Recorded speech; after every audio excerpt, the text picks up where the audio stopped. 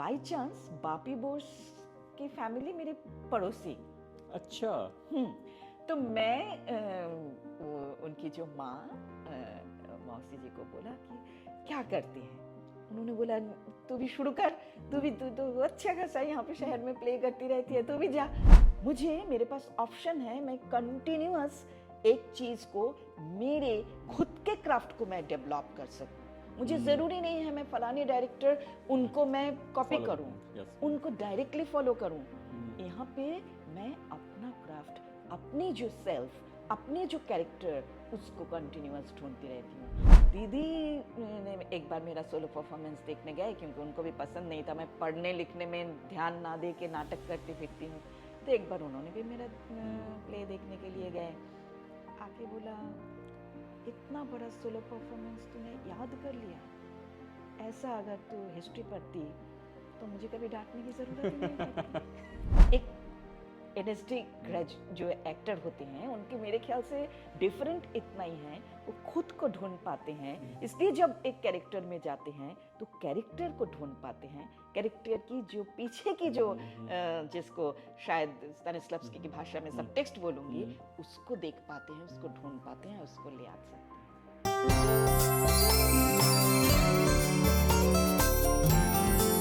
स्वागत करते हैं हम अपने सेलिब्रिटी गेस्ट गीता गुहा जी का। गीता जी, बहुत बहुत स्वागत है आपका हमारे इस पॉडकास्ट में, कॉस्मिक कनेक्शन की। नमस्कार। पहले तो आप कमाल कर रही हैं इंडस्ट्री में, आपको मैंने थिएटर में भी देखा है, आपके फिल्म्स भी मैंने देखी है, और आप सचमुच एक उम्दा अभिनेत्री हैं। इस बातचीत की शुरुआत हम वहाँ से करेंगे कि आपकी ये जर्नी शुरुआत कहाँ से हुई? क्या आप बचपन से ही अभिनेत्री बनना चाहती थीं या फिर ये अचानक से हुआ? ये क्या था? अभिनय जिस समय मैं शुरू किया थिएटर, उस समय मैं अभिनेत्री बनना चाहती हूँ कि नहीं ये मुझे पता नहीं था। मतलब एकदम बचपन में मैं आती हूँ कोलकाता से बाई ट्रेन 1 आवर नोईहाटी, अच्छा, नॉर्थ 24 परगना में आता है, एक छोटी सी शहर। मेरे शहर में भरे हुए हैं राइटर्स। अच्छा। एक लेखकों की शहर है। कुछ फेमस राइटर्स के नाम बताइए। समरेश बसु, जिनका लिखा हुआ फिल्म आप देखते होंगे पार, नसरुद्दीन शाह। अच्छा, ओके, यस यस यस। ये उनके एकमात्र, उनके बहुत सारे ये हैं। और बंकिम चंद्र चट्टोपाध्याय, अच्छे वही के हैं। अरे वाह। एकदम। तो और ऐसी अभी तक आज एकदम आज के भी बोलूँ तो परिमल भट्टाचार्य, देवाशीष गंगोपाध्याय, ये सब अभी तक भी वहाँ पे राइटर की कभी कमी नहीं हुई। ज्योत्सनामय घोष, जिनकी मैं बहुत ही प्रभावित किया जिन्होंने मुझे। वहाँ पे मैं बचपन से थिएटर करना शुरू कर दिया। हमारे बचपन में हमारे शहर में श्रुति नाटक हुआ करता था। अच्छा। माने जैसे रेडियो नाटक होता है ना, वो हम लोग जाते थे कहीं पे जाके, एक टीम बैठ के पढ़ के खाली अभिनय करते थे। अच्छा, जैसे जो अभी जैसे हम लोग जिसको रीडिंग कहते हैं, तो वैसा कुछ। हाँ, रीडिंग, वो परफॉर्मेंस होता था। हम सब जाते थे ऐसे बैठ के, सबके सामने स्क्रिप्ट होता था, हम पढ़ के कैरेक्टर, लोग ऑडियंस होते थे, ऑडियंस सामने बैठ के देखना क्या है, शायद सुनना। इसकी बहुत चर्चा, मतलब श्रुति नाटक एक, जैसे कि नाटक देखते हैं लोग, ऐसे श्रुति नाटक भी एक। तो ये आप लोग का ग्रुप क्या करता था कि वहाँ की कोई कल्चर है ऐसा हो और लोग भी करते हैं? कल्चर ही है। मतलब मेरे बचपन में ये मतलब श्रुति नाटक होता ही रहता था। तो मैं भी एक ग्रुप में ऐसे ही, मुझे भी किसी ने बुला लिया कि आओ, और मैं भी ऐसे करती थी। तो नाटक करना यहाँ से शुरू हुआ जी। धीरे धीरे। हमारे वहाँ भी बहुत सारे छोटे शहरों में अभी भी होता रहता है 1 एक्ट प्ले का एक कंपटीशन। अच्छा। पूरे विंटर ये शुरू होता है दुर्गा पूजा के बाद, अक्टूबर नवंबर से लेके फरवरी मार्च तक, रोज किसी ना किसी जगह आपको एक कंपटीशन की थिएटर देखने को मिलेगा। वाह। तो उसके लिए तो ये जो कंपटीशन होता है, ये शहर के अंदर ही होता है कि बाहर से भी लोग आते हैं? नहीं, पूरे बंगाल से ही मानो अच्छा, लोग आ रहे हैं। अच्छा। माने मानो एक पर्टिकुलर शहर में हो रहा है, पर पूरे जितने सारे सबब के थिएटर वर्कर, माने मोर और लेस बंगाल की जो सबब बंगाल की जो थिएटर, वो इसी के लिए बचा हुआ है। ये तो कमाल। मैं तो बल्कि इस शहर को जानता था, मैं जानता हूँ, लेकिन मैं शक्तिपीठ के रूप में जानता था। वहाँ पे माँ भगवती का एक अंग गिरा है, तो वो शक्तिपीठ के रूप में जाना जाता, तो मैं ऐसे जानता था। लेकिन कमाल के वहाँ पे मतलब राइटर्स के और थिएटर, वहाँ पे थिएटर राइटर्स तो बहुत बहुत ज़्यादा। राइटर्स तो वहाँ पे बहुत ज़्यादा, मतलब मैं तो कुछ गिन के पॉपुलर नेम ही आपको बताया, इसके अलावा भी हरप्रसाद शास्त्री, जिन्होंने बांग्ला साहित्य के बहुत एकेडमिक वर्क किया है, ये सब लोगों की बात तो मैं उनके तो नाम भी लेना मेरे लिए ठीक नहीं। खैर, तो हम इसलिए थिएटर, इस तरह की थिएटर में बहुत करते थे, तो इससे बहुत चर्चा होता था थिएटर करने का। तो थिएटर ही किया तो मुझे भी लगता था बाकी 8-10 एक्टर की तरह मुझे भी लगता था मैं, और उस समय हमारे उस कंपटीशन थिएटर के बहुत अच्छे अच्छे एक्ट्रेसेस जो मुझे मतलब मुझे लगता था यही मेरे आइडल, जैसे ऐसे है अभी यार शायद काम नहीं कर रहे हैं, ऐसे एक रूपा गांगुली थी, अच्छा, रूपा गांगुली जी उस समय वो नहीं, और एक जना ऐसे ही थे, एक नूटू दी हम बोलते थे, she was the brilliant actress. तो ऐसे इन लोगों को देख देख के मैं बड़ी हो रही थी और मैं थिएटर कर रही थी। जब मैं कॉलेज में हूँ, धीरे धीरे मैं कलकत्ता में कॉलेज में पढ़ने आई और इधर मैं थिएटर तो कर ही रही थी, एक चीज़ का एहसास मुझे होने लगा था कि अगर मैं इसको प्रोफेशन ना बनाऊं तो ये मैं कंटिन्यू नहीं कर पाऊंगी। ओके। जो कि मुझे मेरे सीनियर्स को मैं देख पा रही थी कि एक टाइम के बाद घर, जॉब, ये सब कुछ होते होते थिएटर कहीं पे उनके लाइफ में जैसे कि कहीं पे सबड्यूड होता गया कि कभी कभार टाइम मिले तो कर पा रहे हैं। मेरे लिए बहुत इंस्पिरेशन थी एक Sujata Goswami. She was brilliant woman, मतलब उनको, वो मेरे लिए तो खैर आइडल थी। उनको मैंने देखा, उनका थिएटर कैसे, क्योंकि जॉब, उनके लिए जॉब, उनकी फैमिली, ये सब के लिए थिएटर उनके साथ धीरे धीरे जैसे छूटता गया। तो मुझे लगा अगर ये मेरा प्रोफेशन नहीं होगा तो मुश्किल, छूट जाएगा, ये छूट जाएगा। इस समय मैं सोचने शुरू किया था, सोचने लगी थी कि कैसे जाया जाए। 97 ऑनवर्ड्स कलकत्ता में NSD का एक बहुत बड़ा फेस्टिवल होता है। NSD रेपर्टरी का, ना तब भारंगम शुरू नहीं हुआ। NSD रेपर्टरी कंपनी का प्ले वहाँ पे गया हुआ था। All are brilliant plays, M.K. Raina, Kirti Jain, Ram Gopal Bajaj, they are the director, और सर बापी बोस। तो इन लोगों की प्ले, और Seema Biswas was the heroine that time. मैं सीमा विश्वास को रोज ऐसे एक नए नए प्ले में देख रही थी, और मुझे लगा था ये एक जगह जहाँ मुझे जाना चाहिए तो मैं थिएटर शायद कर पाऊंगी। हमारे वहाँ बंगाल में, कलकत्ता में और एक मुझे अच्छा एक्सपोजर मिला था। नांदीकार फेस्टिवल होता है जी, साल में एक। नांदीकार फेस्टिवल के वजह से ही एक्चुअली हमें नेशनल थिएटर देखने का एक, ये जो मैं बोल रही थी मेरे बचपन का छोटे शहर की जो 1 एक्ट प्ले से लेके नेशनल लेवल, इंटरनेशनल लेवल की जो थिएटर कैसे होता है, ये देखने का मौका मुझे मिला था नांदीकर फेस्टिवल से।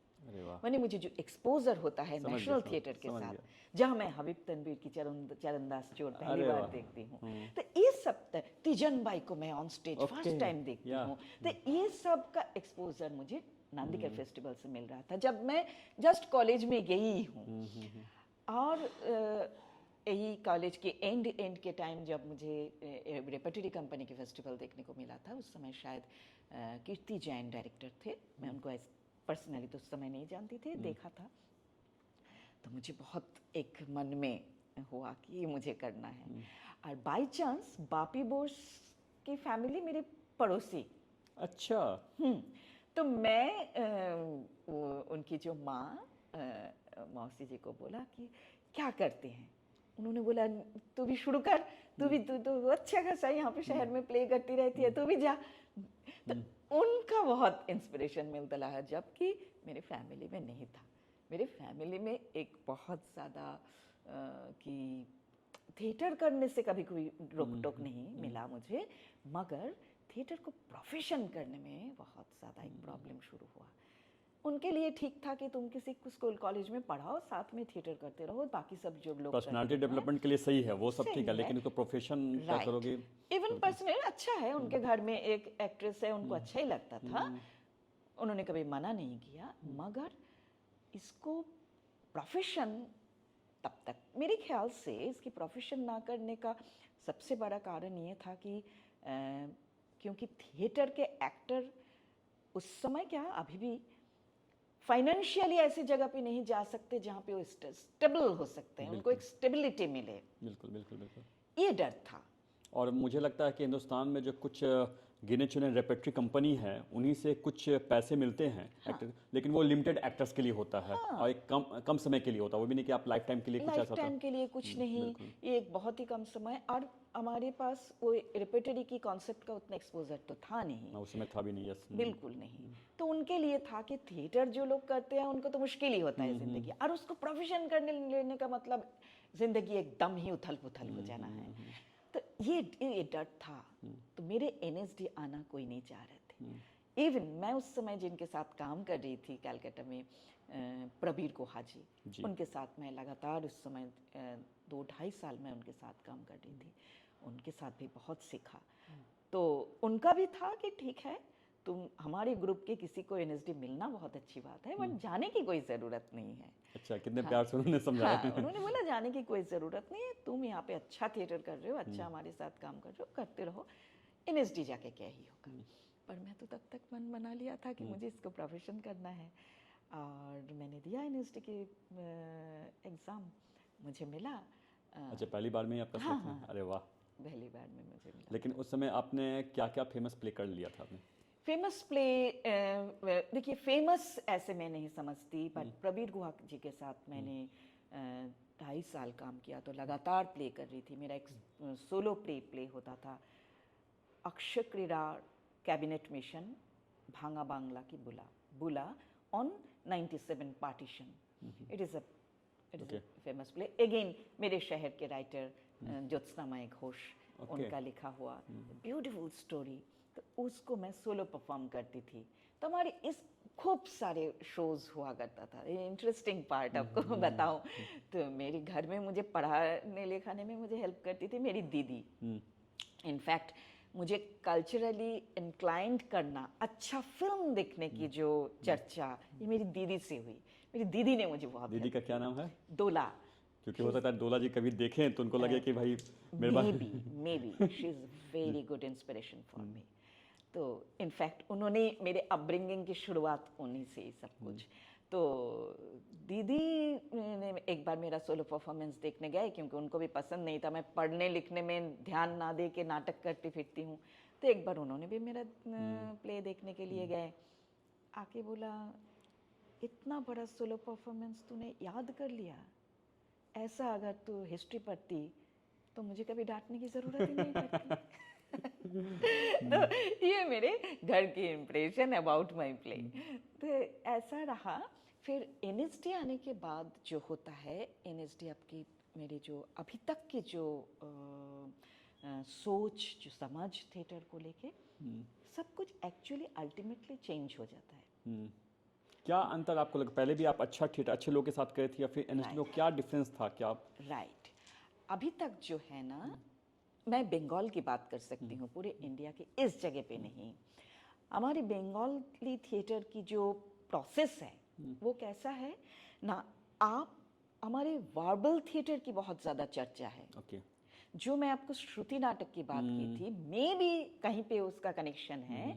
हम लोग एक स्क्रिप्ट को बहुत अच्छी तरह पढ़ते हैं, स्क्रिप्ट इतना ज़्यादा उसको तैयार कर लेते हैं, उसके बाद उसको जाके जब जाते हैं ब्लॉकिंग, स्टेज क्राफ्ट, इसमें बहुत ज़्यादा ध्यान नहीं है। बांग्ला थिएटर जो फॉर्मल बांग्ला थिएटर है, स्टेज क्राफ्ट नहीं, उसके मेन उनका है वोकल, वार्बली। दूसरी टाइप में मैं आपको बोल रही हूँ, मैं बहुत दिन काम किया प्रबीर गुहा जी के साथ। मतलब इसको वाचिक अभिनय पे ज्यादा वो लोग ध्यान देते हैं, ये आप समझ सकते हैं एकदम। और उसके अगेंस्ट में प्रबीर गुहा जी, जिनका इंटायरली फिजिकल थिएटर, जो खुद ग्रोटोवस्की के डायरेक्ट स्टूडेंट है, जिनकी प्ले है ही physical theatre. Prabir Guha ji famous for physical theatre, उनका है पैरेलल थिएटर, उनकी थिएटर अल्टरनेटिव लिविंग थिएटर उनके ग्रुप के नाम है। तो वो अल्टरनेटिव थिएटर की, जहाँ पे फिजिकली ज़्यादा ये सब कुछ के साथ जो एक्सपोजर हो रहा था, एनएसडी मुझे डिफरेंट कहाँ से हो कर देते हैं एनएसडी कंप्लीट क्राफ्ट के साथ आपका एक्सपोजर करवाते हैं। यहाँ पे मेरा एक कोई टीचर, एक कोई डायरेक्टर नहीं है जिनको मैं फॉलो करूं। मुझे, मेरे पास ऑप्शन है, मैं कंटिन्यूअस एक चीज को, मेरे खुद के क्राफ्ट को मैं डेवलप कर सकूं। मुझे जरूरी नहीं है मैं फलाने डायरेक्टर उनको मैं कॉपी करूं, उनको डायरेक्टली फॉलो करूं। यहाँ पे मैं अपना क्राफ्ट, अपनी जो सेल्फ, अपने जो कैरेक्टर, उसको कंटिन्यूअस ढूंढती रहती हूँ। हमारे जो थियोरिटिकल क्लास, हमारे जो रेगुलर थिएटर प्रोसेस, उसमें कंटिन्यूअस जो चीज़ डायरेक्टली इनडायरेक्टली एक पर्सन, एक थिएटर वर्कर, एन आर्टिस्ट मुझे ढूंढने के लिए ये सिखाते हैं। मैं खुद को ढूंढती हूँ।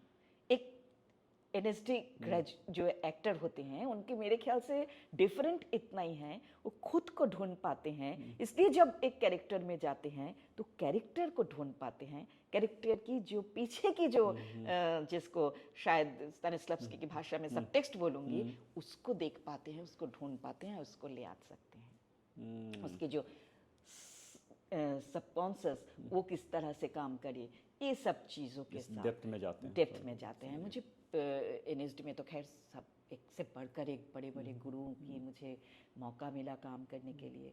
इसमें तो मैंने ऐसे नहीं हो सकता किसको छोड़ के मैं किसके बात कहूँ। मतलब एवरीवन। कौन से टीचर थे आपके समय में? कौन टीचर थे? टीचर्स तो राम गोपाल बजाज, देवेंद्र राज अंकुर, रॉबिन दास, त्रिपुरारी शर्मा, कीर्ति जैन, श्यामा चौधरी, अनुराधा कपूर। मुझे काम करने का मौका मिला है पनिक्कर सर। पनिक्कर सर के साथ हमारा शायद पहला प्रोडक्शन था। He was also again and Jain, उनके साथ काम करने का मौका, विवेकानंद सर के साथ काम करने का मौका मिला। ऐसे तो हमारा लास्ट प्रोडक्शन था मैकबेथ। बहुत सारे आपके इंटरनेशनल डायरेक्टर्स भी आते थे। बहुत इन लोगों के साथ काम करने का एक बहुत अच्छा मौका। मतलब मैकबेथ में कौन सा कैरेक्टर किया था आपने? Witch, first witch, I was first witch, yes. तो अच्छा, जब आपने इस प्रोसेस को जब आप सीख रही थी, समझ रही थी, तो आपने अपने कौन से इनर को पहचाना? आपको क्या लगा कि मेरा कौन सा फॉर्म होना चाहिए? आपने जैसे आपने दो बड़े डायरेक्टर्स का नाम लिया, जो एक आदमी जो थे वो वाचिक अभिनय की बात कर रहे हैं, कोई आंगिक की बात कर रहे हैं। आपको क्या मतलब गीता गुहा जी को ऐसा क्या अपनी चीज़ें मिली कि मुझे इस पे काम करना चाहिए, मेरा कुछ ये डिफरेंट होगा जो औरों से अलग है? ये बहुत ही मुश्किल सवाल। क्या मैं अभी भी ढूंढ पाई मेरे क्राफ्ट? शायद नहीं, पर मैं कोशिश कर रही हूँ।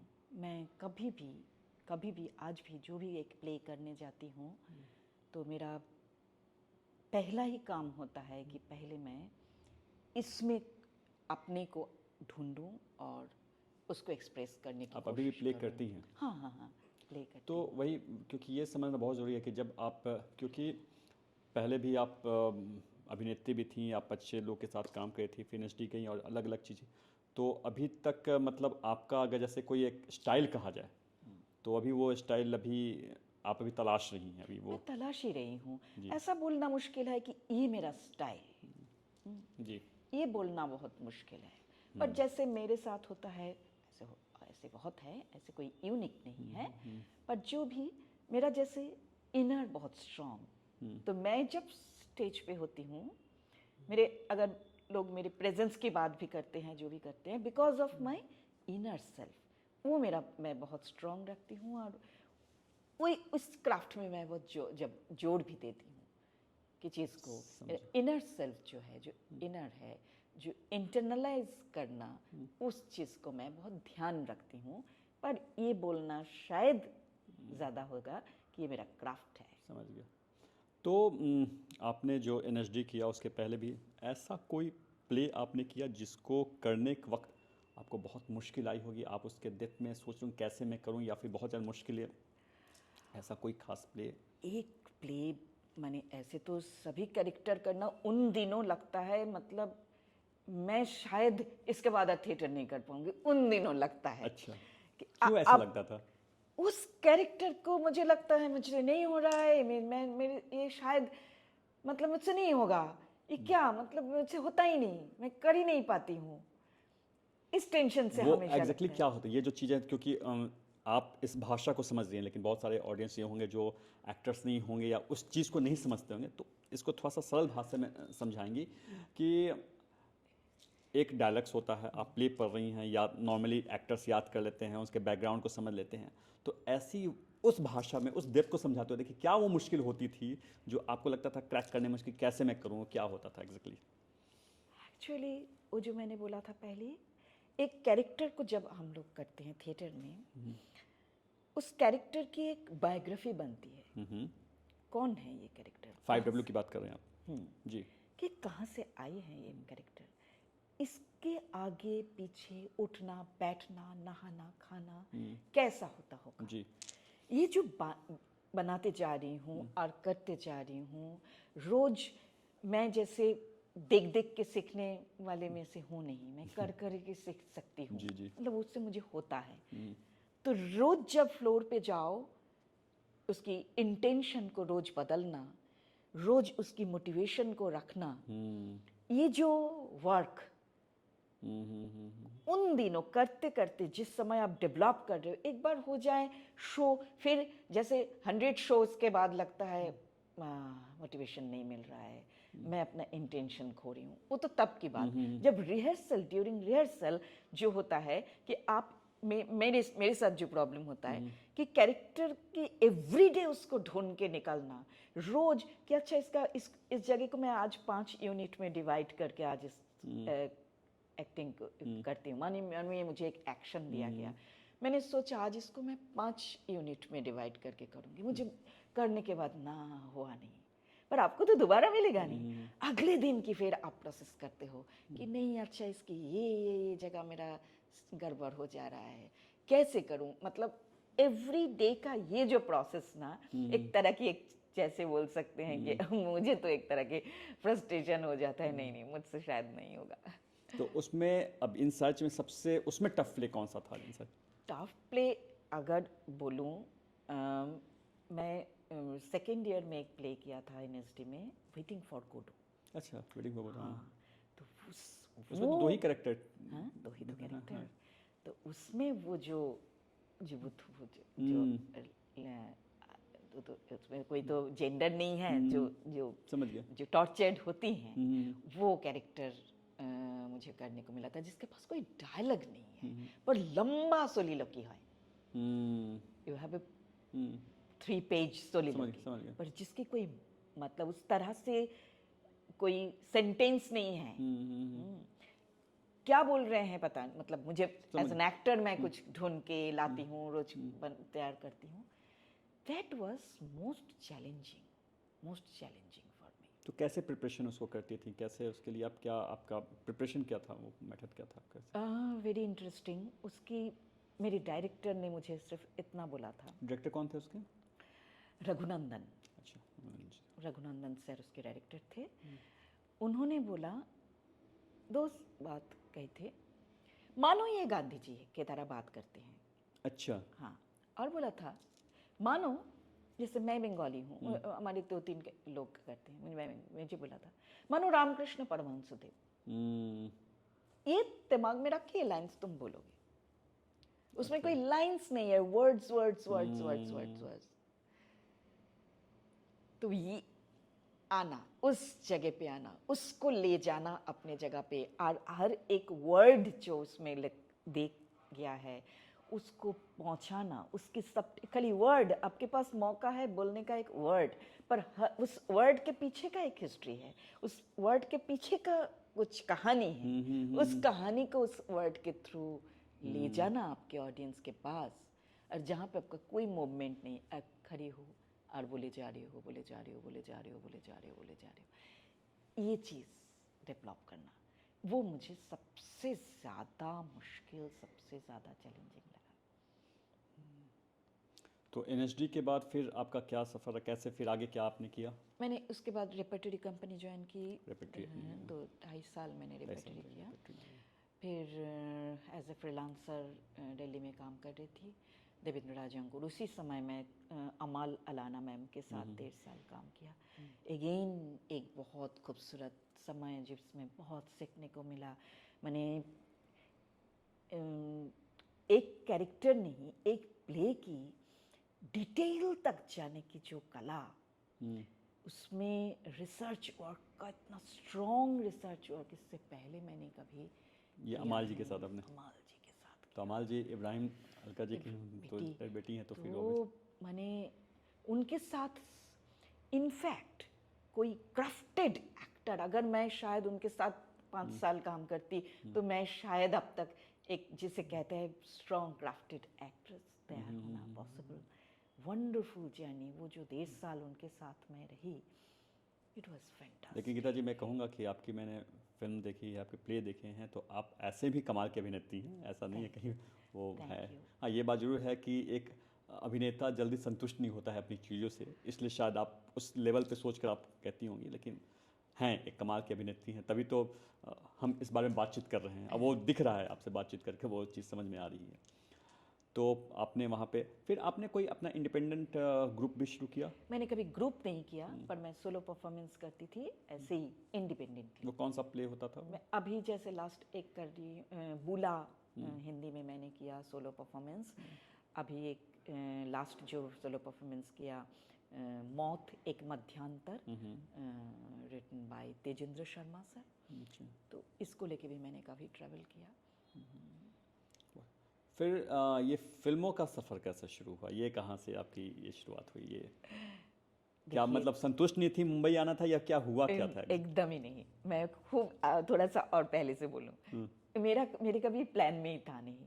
अच्छा। जैसे मैं बोला, मैं बंगाल में थिएटर कर रही थी, अच्छा खासा NSD में आई, और NSD में 3 साल आपको जो एक सपना अगर कुछ था तो ऐसा कभी मौका मिले, मैंने जो मैं सब ड्रीम करती थी कि मैं 24 घंटा खाली थिएटर सोच रही हूँ, थिएटर कर रही हूँ, थिएटर जिंदगी, वो मुझे NSD में मिल गया। मेरा मतलब पहला जो जिंदगी का ड्रीम पूरा किया NSD ने। लिबर्टरी किया, वहाँ भी प्ले करने का मौका मिल रहा था। तो हम लोग जब 3rd ईयर में आते हैं, मतलब मैं 2001 ग्रेजुएट, 2000 में मैं देखती हूँ मेरे बैच के आधे से ज़्यादा एक्टर एक्ट्रेसेस सब एकदम बॉम्बे जाने के लिए जैसे रनवे में आ गए, जस्ट फ्लाई करना है सब। उसी के बाद उसके लिए अपने को प्रिपेयर करना, उसके अकॉर्डिंग अपने फिजिकली मेंटली उस जो प्रिपरेशन, वो सब बहुत जोर शोर से शुरू हुआ था। ये फर्स्ट टाइम, अब तक मैं जनरली फिल्म जो देखती थी क्लासिक देखती थी।